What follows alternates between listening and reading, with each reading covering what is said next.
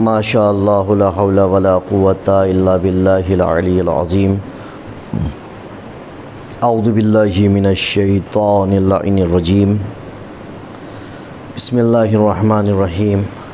الحمد للہ رب العالمین، الصلاۃ والسلام علی اشرف الانبیاء والمرسلین وخاتم النبیین سیدنا الموجد بشیرنا المسدد نذیرنا المؤید المصطفى الامجد والمحمود الاحمد بالقاسم محمد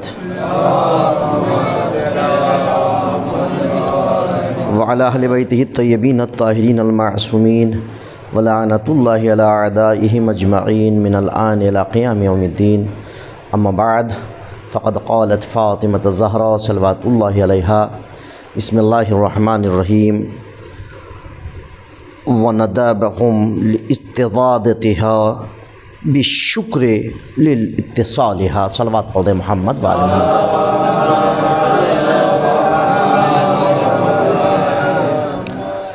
سب سے پہلے آپ سے گزارش ہے کہ ایک مرتبہ بلکہ 3 مرتبہ میں یجیب پڑھ کر کے جناب جو بیمار ہیں مرسلین صاحب ان کے حق میں، اور ہمارے بہنوئی صاحب جناب شکیل مہدی صاحب جن کو ابھی تک ہوش نہیں آیا ان کے حق میں، شکیل مہدی جی ہاں کانپور میں، ان کے حق میں بھی دعا کر دیں۔ بسم اللہ الرحمن الرحیم۔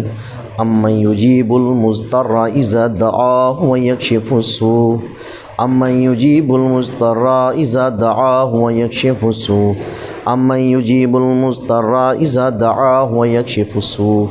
اللہم صلی علی محمد وآل محمد۔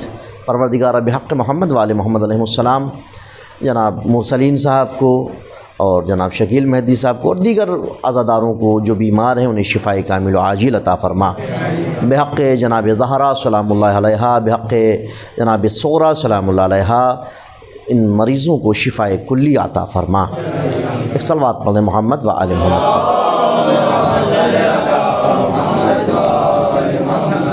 عزیزان محترم، کل کی گفتگو آپ حضرات کے اذہان عالیہ میں محفوظ ہوگی۔ بہت زیادہ خطبہ تو آگے نہیں بڑھ پایا تھا اور مجھے لگتا نہیں کہ خطبہ اس عشرے میں کمپلیٹ ہو پائے گا، چونکہ کل خطبے کی ابتدا کی تھی میں نے۔ اب دیکھتے ہیں کہاں تک منزل جاتی ہے، جبکہ میں نے سوچا تھا کہ عربی متن بھی پڑھوں گا، لیکن عربی متن بھی نہیں پڑھ رہا ہوں میں، صرف ترجمہ اور اس کی تفسیر آپ کے سامنے پیش کروں گا۔ تھوڑا سا آگے آ جائیے، پیچھے والوں کو زحمت ہو رہی ہے۔ ایک صلوات پڑھتے ہیں۔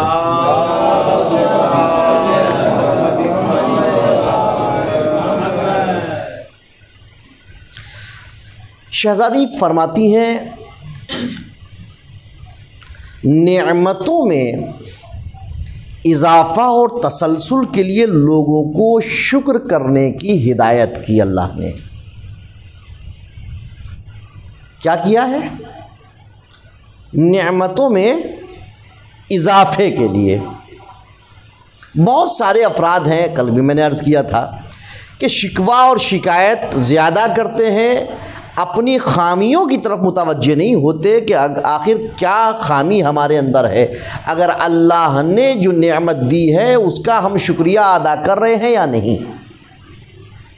شکریہ ادا کریں گے تو یقیناً اس کا وعدہ ہے کہ ہم تمہاری نعمتوں میں اضافہ کریں گے، اور اس کو شہزادیہ کونین اور دیگر ائمہ نے بھی بتایا ہے کہ تم شکریہ ادا کرو گے اللہ تمہاری نعمتوں میں اضافہ کرے گا۔ خود پروردگار عالم نے کہا ہے کہ اگر تم شکر کرو تو میں تمہیں ضرور زیادہ دوں گا۔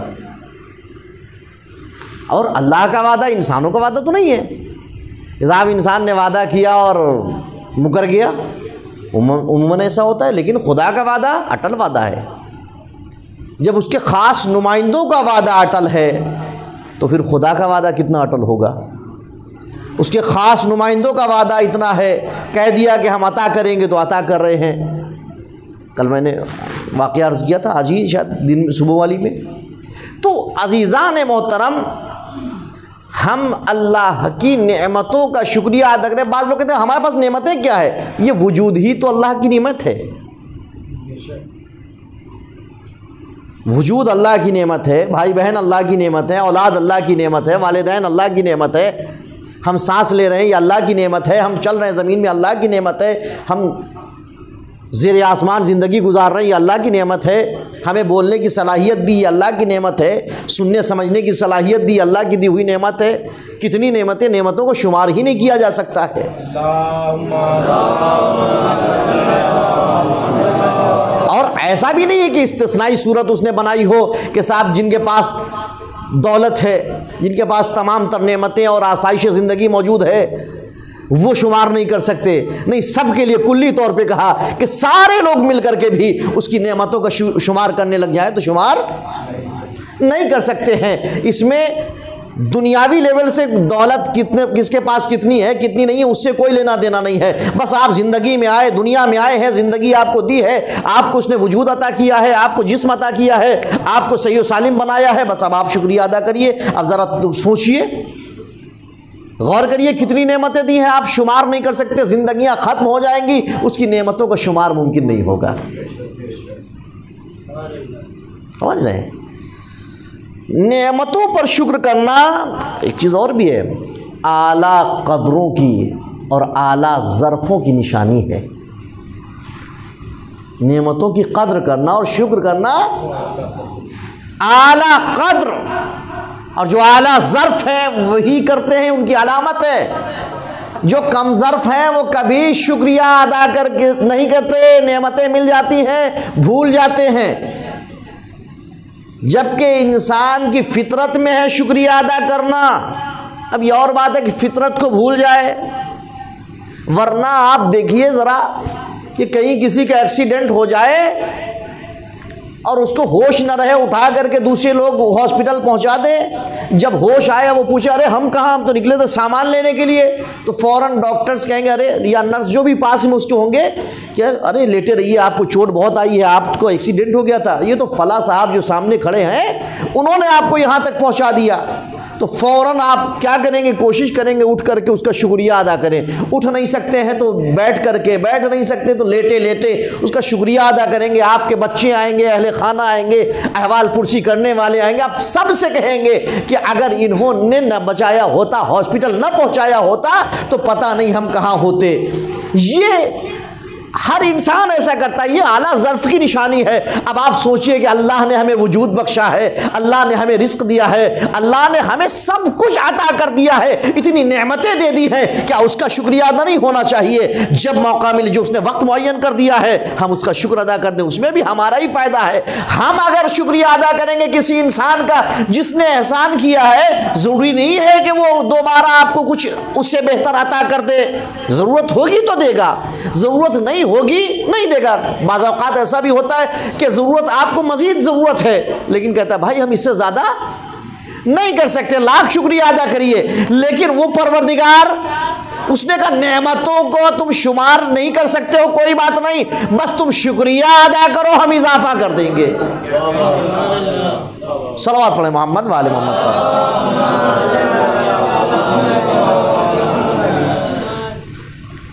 مولا کائنات فرماتے ہیں نہج البلاغہ میں،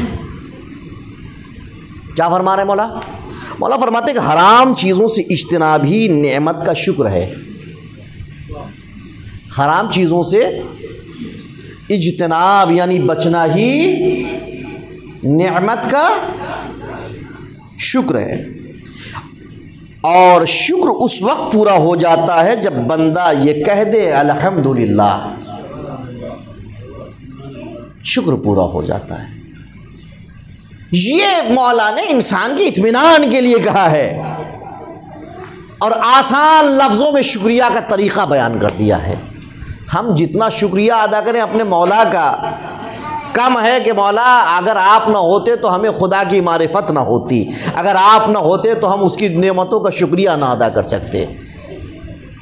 یہ تو کرم ہے اللہ کا کہ اس نے ہمیں 14 وسیلے عطا کیے ہیں۔ ایک صلوات پڑھ دیں محمد والے محمد پر۔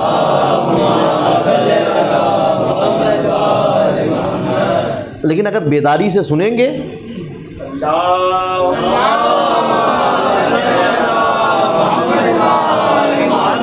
میں نے کل بھی یہ بات کہی تھی کہ اگر نہیں سننا ہے خطبہ آپ کو، آپ بتا دیجئے، میں دوسری چیز پڑھوں گا، سمجھ رہے ہیں؟ مجھے کوئی مسئلہ نہیں ہے، لیکن اگر سننا ہے تو تھوڑا ہاں ہوں کرتے رہیے۔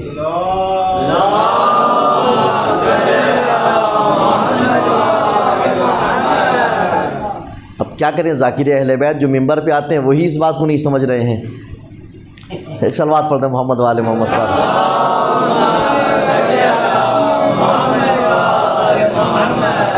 کم از کم ذاکر تو ذاکر کے درد کو سمجھتا ہے۔ اب ان کو بھی اگر ممبر سے سمجھانا پڑ جائے تو پھر تو اللہ ہی حافظ۔ ایک صلوات پڑھتے ہیں محمد والے محمد پر۔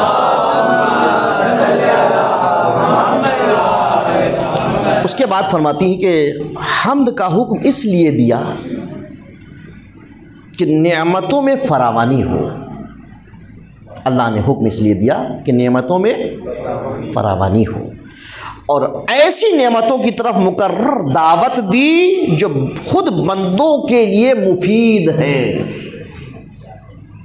یعنی ایسی نعمت نہیں کہ جو فائدہ مند آپ کے نہ ہو، ایسی مقرر جو آپ کے لیے فائدہ مند ہو، اس کی طرف دعوت دی اس نے۔ اب یہ کون سی نعمت ہے جو مقرر آپ کو دعوت دی گئی جو آپ کے لیے فائدہ مند ہے؟ یعنی نیک اعمال کی دعوت دی تاکہ اس قسم کی نعمتیں آخرت میں بھی میسر ہو سکیں۔ آپ کی آخرت کی بھلائی کو مد نظر رکھتے ہوئے اس نے کیا، تاکہ وہ نعمتیں جو دنیا میں جن سے آپ بہرہ مند ہو رہے ہیں وہ آخرت میں بھی آپ کے کام آ سکیں۔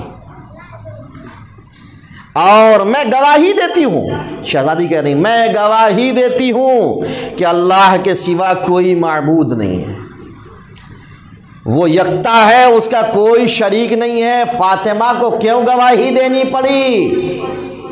اگر اسی جملے پہ غور کرنے لگ جائے مسلمان تو سمجھ میں آ جائے گا کہ فاطمہ کو گواہی کیوں دینی پڑ رہی ہے۔ گواہی غیروں کے سامنے دی جاتی ہے، اپنوں کے سامنے نہیں۔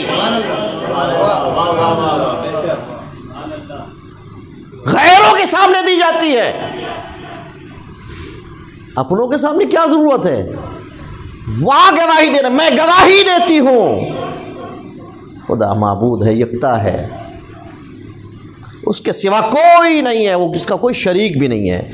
لفظ شریک استعمال کر کے بتا رہی ہے کہ کچھ ہیں کہ جو خدا کا شریک بھی بناتے ہیں، کچھ ہیں جو خدا کا شریک بنائے ہوئے ہیں۔ چہرے سے نقاب بھی تو اتارنا ہے شہزادی کو، ہر ایک جیسا نہیں تھا۔ اگر ایسا ہوتا تو علی کے لیے فاطمہ کو دربار میں نہ جانا پڑتا۔ اس کے بعد فرماتی ہیں کلمہ شہادت ایک ایسا کلمہ ہے کہ اخلاص کو اس کا نتیجہ قرار دیا ہے۔ کلمہ شہادت جو پڑھتے ہیں اس کا نتیجہ کیا ہے؟ اخلاص، عمل میں اخلاص ہو۔ اگر عمل میں اخلاص نہیں ہے گویا کلمہ شہادت کے بھی معرفت نہیں ہے۔ کلمہ شہادت کی معرفت دیکھنی ہو تو اپنے عمل میں اخلاص دیکھنے۔ ایک صلوات پڑھ دیں محمد والے محمد پر۔ یعنی خدا پر ایمان لازمی ہے، اور دوسرے خود ساختہ خداؤں سے بیزاری۔ یہ کلمہ توحید کے ادراک کو دلوں میں جاگزین کیا اور اس کے ادراک کے ذریعے ذہنوں کو روشنی بخشی۔ ذہنوں کو روشنی کس سے ملی بتائیے جی؟ نوجوان تو بول دیں، اللہ اکبر، ابھی سن رہے ہیں اور ابھی نہیں بتا رہے، کہاں ہیں آپ؟ ماشاءاللہ پڑھنے پڑھانے والے لوگ موجود ہیں۔ جب خود صحیح سے نہیں سنیں گے تو آپ کے اسٹوڈنٹ آپ کی بات صحیح سے نہیں سنیں گے۔ کلمہ توحید،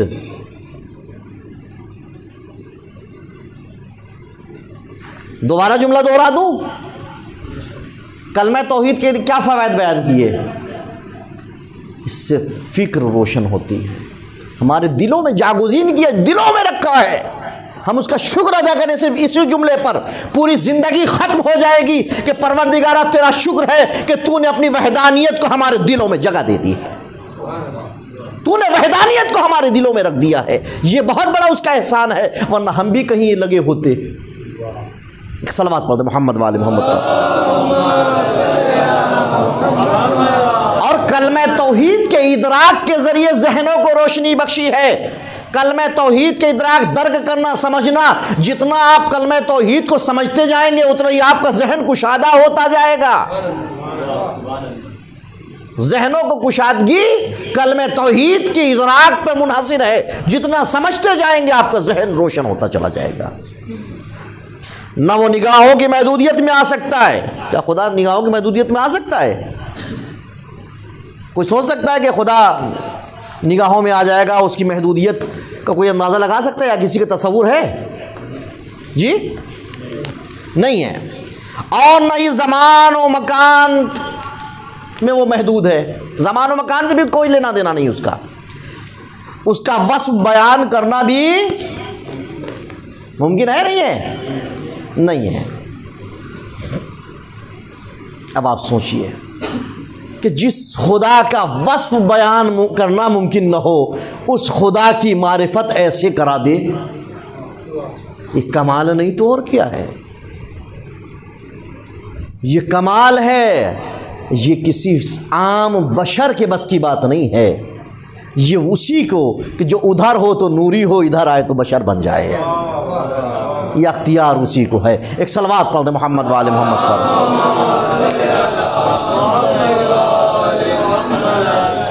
حتیٰ وہم و خیال اس کی کیفیت کو سمجھنے سے قاصر ہیں۔ کس کی کیفیت کو؟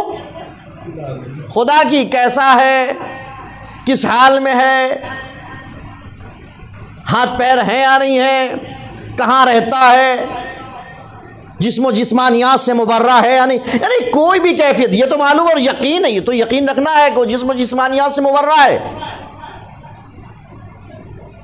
وہ نہ کسی زمانے میں آ سکتا ہے، نہ کسی مکان میں آ سکتا ہے، اور کسی چیز سے بھی اس کو اس کی ضرورت نہیں ہے، ہر چیز سے وہ آزاد ہے۔ اس کے باوجود اس کی کیفیت کو اپنے ذہن میں سوچ سکتے ہیں؟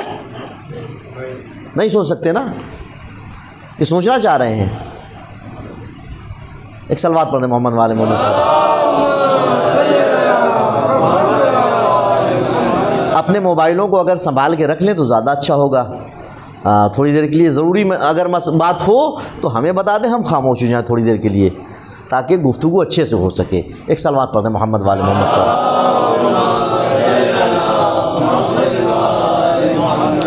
وہ ہر شے کو لا شے سے وجود میں لایا ہے، لا شے سے، کوئی چیز نہیں تھی، ہمارا اپنا وجود نہیں تھا، ہمیں پتہ ہی نہیں تھا ہم کہاں ہیں، یہ اس کا احسان ہے کہ اس نے وجود بخشا، اور اپنے کسی بھی نمونے کے بغیر اس نے بنایا۔ سب سے بڑی بات، دنیاوی لوگ نمونوں کے محتاج ہوتے ہیں، لیکن خدا وہ ہے جو کسی نمونے کا محتاج نہیں ہے۔ انسان کوئی بھی چیز بنائے گا پہلے اسے احتیاج ہے کہ کوئی نمونہ سامنے رکھے، اس نمونے کو دیکھنے کے باوجود ضروری نہیں ہے کہ 100% اسی طرح بنا دے۔ کیا ایسا ہے؟ ضروری نہیں ہے، کہیں نہ کہیں نقص ہو سکتا ہے، لیکن وہ پروردگار ہے کہ جسے کسی نمونے کی ضرورت نہیں ہے، بس وہ بناتا چلا گیا، انسان بنتا چلا گیا، اور اس کا کمال دیکھیے کہ صاحب ہر ایک کو الگ الگ بنایا۔ انسان اگر کسی چیز کو بناتا ہے تو ایک سانچے کا بھی منتظر ہوتا ہے، محتاج ہوتا ہے، سانچہ میں بجائے گا تو اس سانچے میں جتنی چیز بنے گی ایک جیسی بنے گی، لیکن اللہ نے انسان کو بنایا ایک شکم سے 5 بچے، لیکن سب الگ۔ کیا اب بھی خدا نہیں سمجھ میں آئے گا لوگوں کو؟ آج کے اس زمانے میں تو آسانی سے خدا کو سمجھ لینا چاہیے۔ ایک شخص امریکہ میں وہ اسلام لایا، اہل ہنود میں سے تھا، پروفیسر تھا، اس نے بہت تلاش کیا، عیسائی مذہب کو دیکھا تو وہاں کی چیزوں کو اس نے پڑھا، یہودیوں کے ہاں اس نے پڑھا تو صاحب جو یہودی ہوگا اس کی سزا کم ہے، جو غیر یہودی ہے ان کی سزا زیادہ ہے، اور تمام باتیں اس نے پڑھی. کہنا نہیں یہ اسلام، یہ دین اچھا نہیں ہو سکتا ہے. پھر اس نے قرآن مجید کسی مسلمان دوست نے اس کو دیا تو اس نے قرآن مجید کو کھولا اور پہلا سورہ بسم اللہ الرحمن الرحیم الحمدللہ رب العالمین. کہنے لگا کہ بس میں نے جو یہ پہلی آیت دیکھی میں سمجھ گیا کہ یہی سب سے بہتر دین ہے جو پورے عالمین کا رب ہو.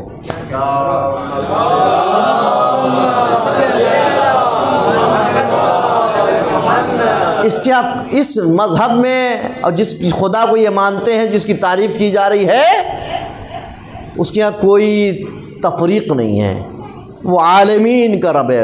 اب ہم اور پڑھنے لگے تو ہم اس نتیجے پہ پہنچے کہ واقعی یہ اسلام ہی سب سے معتبر اور قابل عمل ہے، قابل تقلید ہے. ہم اس کو اپنا لیں، اور ہم نے اپنا لیا. تو ایک عالم دین نے پوچھا کہ آپ شیعہ کیسے ہوئے؟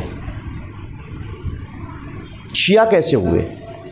کہنے لگا کہ ظاہر سی بات ہے کہ جب میں نے قرآن مجید پڑھی تو اب ایک جستجو اور پیدا ہوئی کہ آخر اللہ کو پہچانا جائے. تو بہت سارے میں نے جو رائٹرز ہیں ان کی کتابوں کو دیکھا، لیکن کہیں اطمینان بخش جواب مل نہ سکا کہ اللہ کی اور زیادہ معرفت ہو سکتی.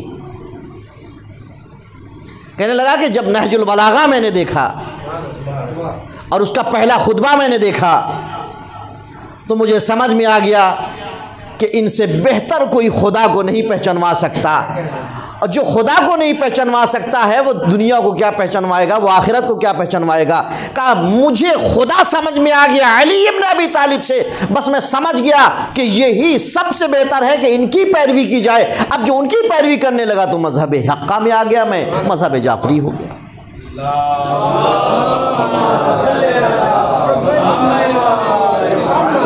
اور پھر اس کے بعد اس نے ایک جملہ کہا، صرف یہ علی ابن ابی طالب ہی نہیں، جتنے بھی امام ہیں ہمارے سب نے خدا کی وحدانیت کو اتنی آسان طریقے سے سمجھایا کہ نہ عیسائیوں نے سمجھایا، نہ یہودیوں نے سمجھایا، نہ کسی اور اہل کتاب نے سمجھایا، جتنی آسانی سے ان لوگوں نے ہمیں توحید پروردگار کو سمجھا دیا ہے. لیکن افسوس یہ ہے کہ ہم لوگ خود کتابوں سے بہت دور ہیں. ہم میں سے کتنے دوست ہیں جو نہج البلاغہ کا مطالعہ کرتے ہیں؟ ہم میں سے کتنے افراد ہیں جو قرآن مجید کی روزانہ تلاوت کرتے ہوں اور اس کے ساتھ ساتھ کچھ ترجمہ اور تفسیر پڑھتے ہوں؟ ہیں کچھ لوگ. جو 10 آیتیں پڑھ لے وہ اس کا شمار غافلین میں نہیں ہوگا، لیکن پڑھ لے مطلب یہ نہیں کہ صرف پڑھ لیا بس تلاوت ہو گئی کافی ہے، اس کا ترجمہ بھی پڑھیں تاکہ آپ کی زندگی میں وہ کام آ سکے. جب آپ کی زندگی میں کام آئے گی تبھی آپ دوسروں کو بھی دعوت دے سکتے ہیں. اگر آپ اپنی زندگی میں اس کو عمل میں نہیں لائیں گے تو آپ دوسروں کو کیسے دعوت دے سکتے ہیں؟ دے سکتے ہیں دعوت؟ قطعی نہیں دے سکتے ہیں. ایک اور صلوات پڑھ دیں محمد وآل محمد پر.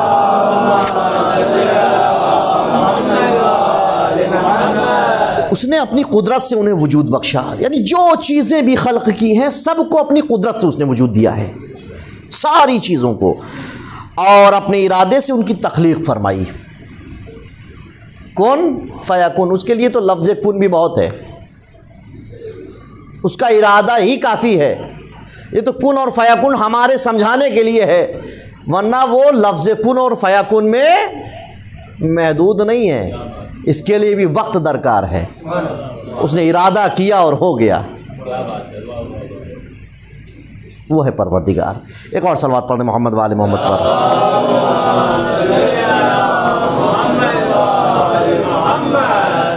اس کے بعد فرماتی نہ ان کی صورت گری میں اس کا کوئی مفاد تھا. صورت گری میں کوئی مفاد ہے پروردگار کا؟ کوئی فائدہ ہے؟ کوئی فائدہ نہیں ہے. اشیاء اپنے وجود اور بقا میں اللہ کی محتاج ہیں، اللہ تعالیٰ ان اشیاء کا محتاج نہیں ہے، بلکہ ان مخلوقات کی خلقت کی غرض و غایت خود مخلوقات کی ارتقاء پر منحصر ہے کہ وہ بلندی کی طرف گامزن ہو. خدا کی وہ اس کی ضرورت نہیں ہے، اور وہ صرف اپنی حکمت کو آشکار کرنا چاہتا تھا. کیا کرنا چاہتا تھا؟ حکمت کو آشکار کرنا چاہتا تھا اور طاعت و بندگی کی طرف توجہ دلانا چاہتا تھا، انسانوں کو اپنی اطاعت اور بندگی کی طرف متوجہ کرنا چاہ رہا تھا۔ اس میں بھی اس کا فائدہ نہیں تھا، انسان کا فائدہ ہے۔ اطاعت و بندگی میں خدا کا فائدہ ہے، ساری دنیا مل کر کے بھی اس کو خدا نہ مانے تب بھی کوئی فرق نہیں پڑے گا اس کی خدائی میں، اور ساری دنیا اس کو خدا ماننے لگے تب بھی اس کی خدائی میں کوئی فرق نہیں پڑے گا، جیسا پہلے تھا ہے ویسا ہی رہے گا۔ نقصان ہمارا ہے، فائدہ بھی ہمارا ہے۔ اطاعت کریں گے ہمارا فائدہ، اطاعت نہیں کریں گے ہمارا نقصان ہے۔ بس اس نے یہ اس لیے کر دیا تاکہ ہم عذاب سے محفوظ رہ سکیں، ہم کو عذاب سے بچانے کے لیے اس نے کیا ہے، اور اپنی قدرت کا اظہار کرنا چاہتا تھا، وہ اپنی دعوت کو استحکام دینا چاہتا تھا۔ پھر اس نے اپنی اطاعت کو باعث ثواب اور معصیت کو موجب عذاب قرار دیا تاکہ انسان عذاب سے محفوظ رہ سکے۔ صرف اسی لیے نہیں کہ صاحب اس نے کہہ دیا کہ آپ اطاعت کریے، اطاعت کو اس نے صلہ بھی دیا، یہ ہر کوئی صلہ نہیں دیتا ہے، اور اس کی جنت کی طرف گامزن رہیں۔ انسان کب گامزن رہیں گے؟ جب اس کی اطاعت کریں گے، جب اطاعت کریں گے تو اس کا صلہ دے گا، جزا دے گا، جزا ملے گی۔ اب آپ دیکھیے کہ ایک لمحے کی اطاعت سے ہمیں ابدی زندگی دے رہا ہے۔ جنت تو ابدی مقام ہے نا، ایک لمحے کی اطاعت جو معرفت کے ساتھ ہو جائے، پورے دن بھر وہ نہیں کہہ رہا ہے صاحب وہ تو اطاعت ہر حال میں کرنا ہے ہمیں، لیکن اطاعت و عبادت تھوڑی دیر کی ہے اور اس کا صلہ کیا دے رہا ہے؟ ابدی زندگی۔ اس سے بڑا کوئی تحفہ دے سکتا ہے؟ بتائیے، اس سے بہتر کوئی تحفہ نہیں دے سکتا ہے۔ ایک صلوات پڑھ دیں محمد وآل محمد پر۔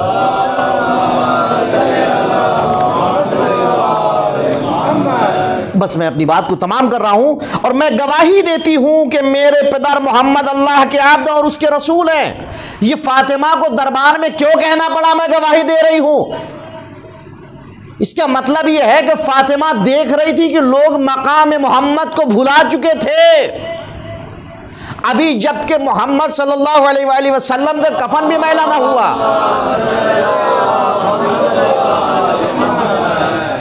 بھلا بیٹھے تھے، تبھی تو یاد دہانی کرا رہی ہیں کہ میں گواہی دیتی ہوں کہ میرے بابا محمد اللہ کے عبد بھی اور اس کے رسول بھی تھے۔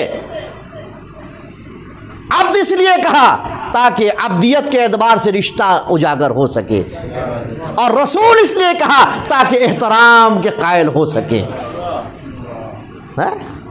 چونکہ دونوں ہی مزاج کے لوگ ہیں نا، کچھ لوگ کہتے صاحب وہ عبد تھے کہ انسان تھے ہم جیسے، بعض کہتے نہیں وہ رسول تھے، وہ نور تھے، اور ہماری رسائی ان تک کہاں۔ دونوں چیزیں بیان کر دی فاطمہ نے۔ میں گواہی دیتی ہوں، بہت بڑی بات ہے یہ۔ اس کے بعد فرماتی ہے اللہ نے ان کو رسول بنانے سے پہلے انہیں برگزیدہ کیا۔ وہ لوگ جو کہتے ہیں صاحب ایک وقت کے بعد ان کو نبوت ملی، فاطمہ نے دربار میں جواب دے دیا کہ میرے بابا تو اس وقت منتخب کر لیے گئے تھے جب یہ دنیا بھی نہیں تھی، جب آدم بھی نہیں تھے تب ان کا انتخاب ہو چکا تھا۔ تم کیا سمجھتے ہو محمد کی عظمت کو؟ فاطمہ سے بہتر بھلا کون سمجھائے گا اپنے بابا کی عظمت کو، رسول کی عظمت کو؟ اور ان کی تخلیق سے پہلے ہی ان کا نام روشن ہو گیا تھا، رسول اللہ کی تخلیق سے پہلے ہی نام روشن ہو گیا تھا۔ یہ فضیلت بیان کر رہی، اور آج بھی وہ لوگ جو پیغمبر کی عظمت کے منکر ہیں کہتے صاحب وہ عام انسان تھے اور ہم جیسے تھے، اور ایک وقت میں ان کو معین ایک عمر تھی، اس عمر میں ان کو نبوت ملی اور ان کو سب چیزیں دی گئیں۔ یہ بھی ایک الگ قضیہ اور مسئلہ ہے، لیکن شہزادی کرے نہیں، پہلے ہی ان کا نام روشن ہو گیا تھا۔ الگ الگ کتابوں میں انبیاء نے ان کا نام روشن کیا، انبیاء نے بتایا کہ ہمارے بعد فلاں آنے والا ہے، تم کو اس کی اتباع کرنی ہے۔ مثلا توریت میں ذکر کیا ہوا کہ خدا مندہ تیرا خدا تیرے لیے تیرے ہی درمیان سے، تیرے ہی بھائی میں سے میری مانند ایک نبی بنائے گا، جناب عیسیٰ نے کہا تھا۔ اور انجیل میں یوحنا میں آیا ہے جس میں ذکر ہوا ہے فارقلیتا، اور بھی باقی کتابوں میں ذکر ہوا ہے حضور کا، یہاں ذکر کرنا مقصد نہیں ہے ہمارا، یعنی وہ باتیں جو فاطمۃ الزہرا نے اپنے خطبے میں اپنے بابا کی عظمت بیان کر دی۔ میں نے صبح میں کہا تھا کہ پیغمبر کی سیرت بغیر اہل بیت کے مکمل نہیں ہو سکتی ہے، اگر سیرت نگاری کرنی ہے تو فاطمہ زہرا کا خطبہ ہی کافی ہوگا۔ فضائل بیان کرنا ہے تو بغیر فاطمہ سے اجازت کے کوئی فضائل محمد نہیں بیان کر سکتا۔ لیکن افسوس یہ ہے کہ فاطمہ کو دربار میں اتنا طویل خطبہ دینا پڑا اور یہ کہنا پڑا کہ میں جھوٹ نہیں بولتی۔ وہ فاطمہ کہ جسے پیغمبر سچوں کے لیے لے کر کے گئے جھوٹوں کے مقابلے میں۔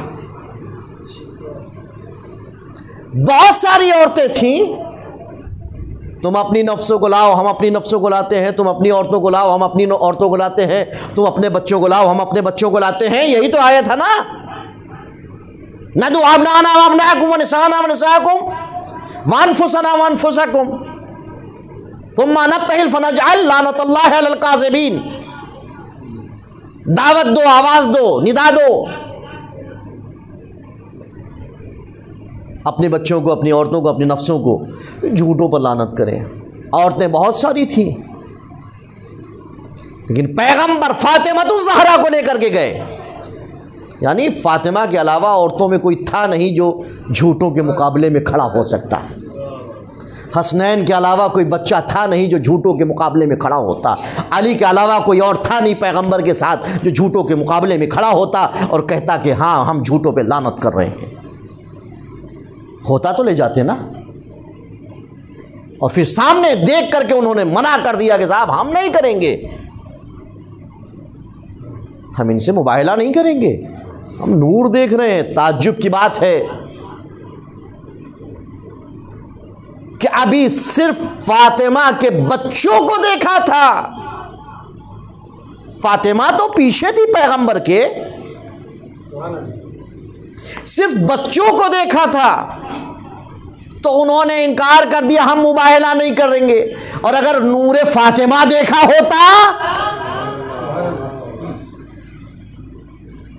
سوچئے ذرا، تعجب ہے کہ وہ یہودی تھے لیکن سمجھ گئے، نصرانہ نجران تھے سمجھ گئے کہ ان کی عظمت کیا ہے، لیکن مسلمان نہیں سمجھا کہ ان کی عظمت کیا ہے۔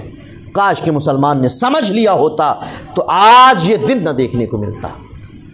فاطمہ، یہ جملہ رونے کے لیے کافی ہے، کبھی کبھی تنہائی میں سوچتا ہوں تو رونا بہت آتا ہے کہ فاطمہ کو کہنا پڑ رہا ہے کہ میں جھوٹ نہیں بولتی۔ ارے کچھ نہیں، احترام رسول میں دے دیتے، بہت بڑی چیز نہیں مانگ رہے تھے، لیکن معاملہ کیا تھا؟ صرف خود اگر فدق معاملہ ہوتا تو شاید دے دیتے، فدق کے ساتھ ساتھ بہت ساری چیزیں، ولایت علی ابن ابی طالب تھی۔ عزیزان محترم، 4 محرم ہے، سوچئے ذرا، اتنی صعوبتیں، اتنی تکلیفیں برداشت کی ہیں حسین نے، کس لیے برداشت کیا ہے؟ اپنے بابا کی ولایت کے لیے، اپنی ماں کی صداقت کے لیے، اپنے نانا کی رسالت کے لیے، اپنے بھائی کی امامت کے لیے، اپنے بھائی کی مظلوم کے لیے۔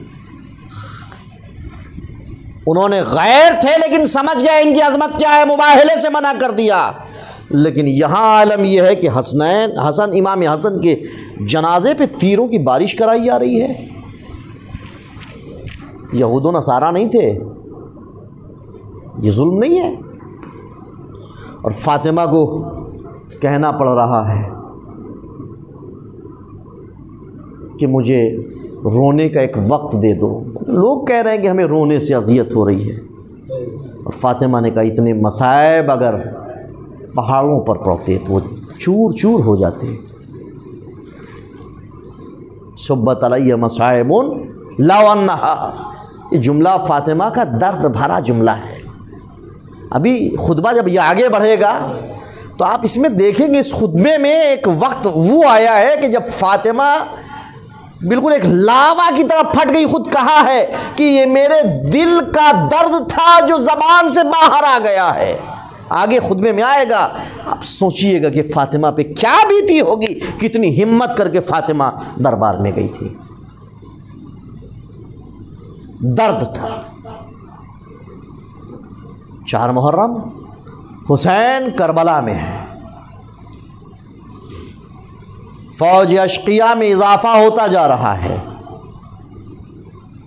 روز کوئی نہ کوئی دستہ آ رہا ہے. جناب زینب نے امام حسین علیہ السلام سے کہا بھیا کیا آپ کا کوئی دوست نہیں ہے جسے آپ اپنی نصرت کے لیے بلا سکیں؟ امام نے کہا ہاں ہے، حبیب ابن مظاہر. کہا وہی نا جو آپ کے بچپن کے دوست ہیں؟ کہا ہاں ہاں حبیب. حسین نے خط لکھا اور خط میں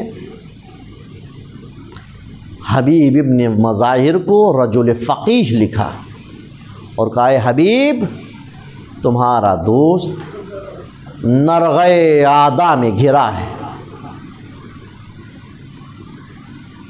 نصرت کے لیے آ سکتے ہو تو آ جاؤ.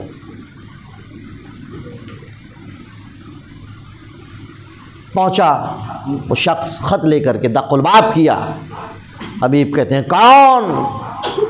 آواز دی میں حسین کا قاصد ہوں. نام حسین سنا اٹھے فوراً بجلی کسی تیزی سے دروازے کی طرف گئے. نام حسین سنا تھا. خط لیا، آنکھوں سے لگایا، چوما. اب کھول کے جو دیکھ رہے ہیں تو آنکھوں سے آنسو جاری ہو گئے. اللہ اللہ فرزند زہرا اور نرغے اعداء میں گھرا ہوا ہے. اندر آئے. زوجہ نے پوچھا کیا بات ہے، آپ کی آنکھوں سے آنسو جاری ہیں؟ کس کا خط آیا؟ کہا آقا حسین کا خط آیا ہے. کیا لکھا ہے؟ کہا حسین نرغے اعداء میں گھرے ہیں اور مدد چاہ رہے ہیں. کہا تم نے کیا سوچا؟ کہنے لگے تمہارا خیال ہے. حبیب کی زوجہ کہنے لگی اللہ اللہ تمہیں فرزند زہرا مدد کے لیے بلا رہا ہے اور تمہیں کنیز کا خیال کر کے مدد کے لیے نہیں جا رہے ہو. جاؤ تم، اگر نہیں جاؤ تو میں جاؤں نصرت کے لیے. کہا نہیں بس یہی سننا تھا. گئے اپنے غلام سے کہا کہ جاؤ میرے اس رہوار کو کوفے کے شہر سے باہر لے جاؤ، چونکہ کوفے کے حالات بہت خراب تھے اور میں آ رہا ہوں گلیوں سے چھپ چھپا کر کے. جناب حبیب ابن مظاہر نکلے. تھوڑا سا تاخیر ہو گئی. دیکھا کہ غلام گھوڑے سے کہہ رہا ہے کہ اے گھوڑے، اے ہمارے مالک کی سواری، اگر ہمارا مالک ہمارا آقا نہیں آیا تو فرزند زہرا کی نصرت کے لیے میں تیرے ساتھ چلوں گا. حبیب کے کان میں یہ جملہ آیا تو حبیب اور بے چین ہو گئے. اللہ اللہ اتنا بے چین، اتنا مظلوم ہو گیا فرزند زہرا کہ غلام بھی اپنی جان قربان کرنے کو تیار ہیں. بس عزیزہ نے محترم غلام سے کہا جاؤ آزاد کیا میں نے. کہنے لگا اچھا اب اگر فرزند زہرا کی نصرت کا وقت آیا ہے، اب اگر حق ادا کرنے کا وقت آیا ہے تو ہمیں چھوڑ رہے ہو، ہمیں ساتھ لے کر کے چلو. حبیب ابن مظاہر ساتھ لے کر کے گئے. آواز دی حسین نے عباس میرا دوست حبیب آ رہا ہے. حبیب آ گئے، مبارکباد دی جانے لگی. سب خوش ہو گئے کہ ہمت بڑی کہ ایک شخص اور آ گیا. ادھر یہ خبر جناب زینب کو پہنچی کہ حبیب آیا ہے، بھیا کا دوست آیا ہے، اور محمد کو بلایا کہ جاؤ جا کر کے حبیب کے گرد کھڑے ہو جانا اور کہنا ماموں حبیب اماں نے سلام کہا ہے۔ اے عزیزان محترم، حبیب کے ارد گرد بچے کھڑے ہو گئے، اے ماموں حبیب آپ کو اماں زینب نے سلام کہا ہے۔ اتنا سننا تھا، حبیب سر پیٹنے لگے، اللہ اللہ شہزادیاں غلاموں کو سلام کہہ رہی ہیں۔ اے آقا، ارے شہزادی سے کہہ دیجئے کہ جب تک حبیب زندہ ہے کسی کی مجال نہیں ہے جو نگاہ اٹھا کر کے خیموں کی طرف دیکھے۔ ہاں عزیزان محترم، یہی حبیب ہے جنہوں نے شام غریبہ سنا تھا، یہ پہرا لگا رہے تھے، اور بھی کوئی ساتھ میں امام کا صحابی تھا، سنا کہ شہزادی کہہ رہی ہیں اے بھیا اپنے چاہنے والوں کا امتحان لے لیا ہے نا، کہیں ایسا نہ ہو کل ساتھ چھوڑ دیں۔ بس عزیزان محترم یہ خبر حبیب کو ملی، حبیب نے فوراً ساتھیوں کو لیا اور تلوار لے کر کے در خیمے زینب پہ پہنچے، آواز دی اے دختر رسول، اے دختر فاطمہ، ارے آپ اگر اجازت دیں ہم ابھی اپنے ہاتھوں سے اپنے سروں کو تن سے جدا کر کے آپ کے ماں جائے کی قدموں میں رکھ دیں گے۔ حسین کو یہ خبر ملی، ارے کیا بات ہو گئی کہ ارے ہم نے سنا شہزادی کو ہم پر یقین نہیں ہے۔ اندر سے آواز آئی اے حبیب، ارے ایسا نہیں ہے، مجھے پوری طرح سے یقین ہے، اور حبیب یقین رکھنا، ارے میں تمہاری جنازے پر بھی بھیا حسین کی طرح ماتم کروں گی۔ روز عاشور جب جنازہ حبیب کا آیا، آواز دی حسین نے اے بہن زینب حبیب کا جنازہ آ گیا۔ حبیب کے جنازے کے پاس زینب پہنچی، اے حبیب، بھیا حبیب ہم تم پر بھی روئیں گے اسی طرح سے جیسے بھیا حسین پہ رونا ہے، اے بی بی آؤ ہمیں حبیب کا پرسہ دے دو۔ حبیب نے اپنی جان قربان کر دی۔ الا لعنت اللہ علی القوم الظالمین وسيعلم الذين ظلموا أيّ منقلب ينقلبون۔ پروردگارہ محمد وآل محمد علیہ السلام کے صدقے میں ہماری اس عبادت کو قبول فرما، اس